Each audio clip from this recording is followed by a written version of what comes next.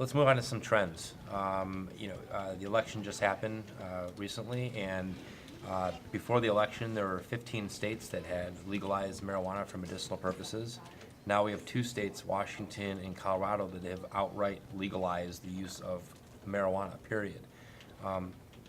What effect does that have on employers that do drug testing or simply have policies against using drugs in the workplace? I actually have some examples for real of that where a lot of times somebody will have a legalized prescription and it's something that was prescribed by their doctor, but because many of these industries will not allow any drugs, whether they're in that state or not, a lot of times they're still being dinged. So it opens up a good argument where it's something that with any type of medication, if it's going to impair the job, a lot of times employers are still adhering to whether it's prescribed or not. It's not going to be something that they're going to allow someone to work with or have that on their record. So now, from a legal standpoint, what does it mean when there's a state law that says, hey, something can be legal, but the federal law still says it can't?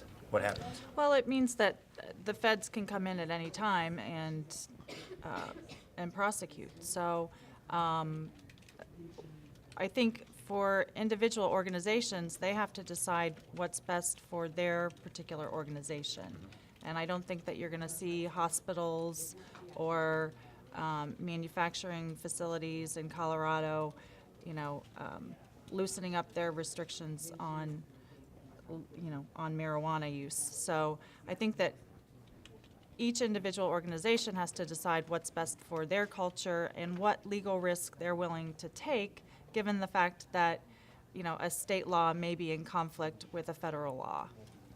I'm thinking as you're talking, and one of the other things I'm thinking about that could come into play is if employers start allowing marijuana use, what are the insurance companies going to do? Are they going to start saying, we're not going to insure your company unless you have policies against this? We certainly don't want to insure a manufacturing company that has, 15-minute pot breaks. Yeah, I think that that's a real concern, and I think that insurance companies will be able to provide some justification for taking that position. I think it's kind of interesting.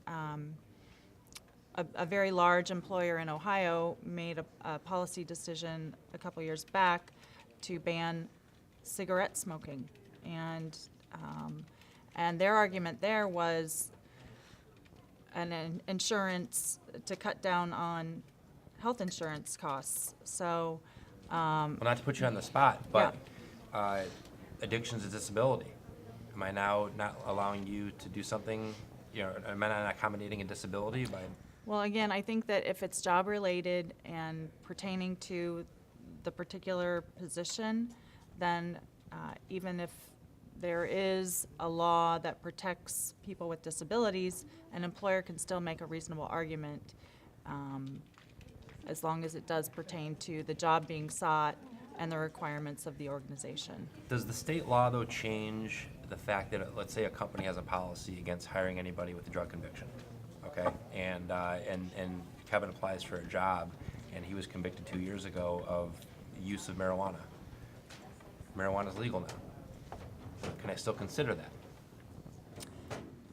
Again, I think as long as it's related to the position that Kevin is seeking, and a company needs to they need to look at their policies and make sure that whatever disqualification might be in place for a particular position has some reasonable relationship with the job that's being sought or held.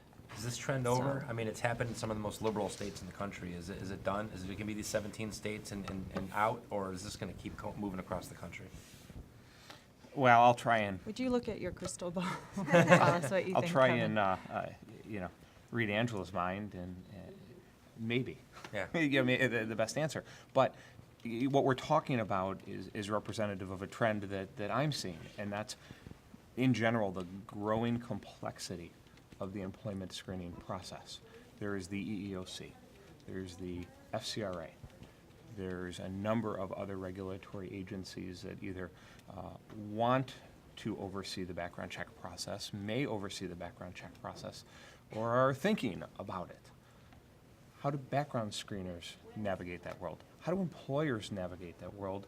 what are the roles and responsibilities and rights to applicants? So the growing complexity of part of this business is prompting, from our vantage point, more and more clients to say to us, here you go. Here's my paperwork, here are my processes, here are my goals. Help me create a program that goes beyond just doing a standard employment verification or education verification or driver's license check. More and more firms are looking toward us and other background screeners to say, help me with everything that's part of the process.